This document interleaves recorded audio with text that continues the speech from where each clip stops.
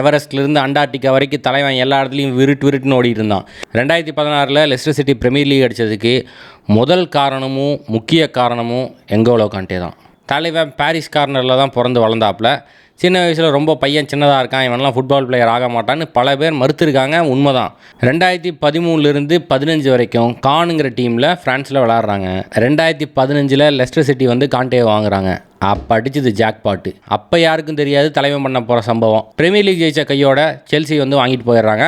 2017 Chelsea கூடயும் Premier League தலைவன் ஜெயிக்கிறான். கிளப் லெவலில் FA cup, league title, Europa League, Champions லீக்கெல்லாம் ஜெயித்தது மட்டும் இல்லாமல் ஃப்ரான்ஸுக்கு வேர்ல்டு கப் 2018 தலைவன் தட்டி கொடுத்துருக்கான். பாக்பாவும் மேட்வேடியும் நல்லா விளையாடுறதுக்கு முக்கியமான காரணமே எங்கோலோ காண்டே தான். பல தடவை UEFA team of the season, Premier League team of the சீசன்லாம் இருந்திருக்காப்புல. 2022 காண்டே இன்ஜுரியின் காரணத்தினால விளையாட முடியாமல் போகுது. ஃபைனல்ஸ் வரைக்கும் போய் ஃப்ரான்ஸ் தோத்துட்டாங்க. ஒருவேளை எங்கோலோ காண்டே இருந்திருந்தால் வேறு ஏதாவது சம்பவம் நடந்திருக்குமோ என்னவோ எனக்கு தெரியல.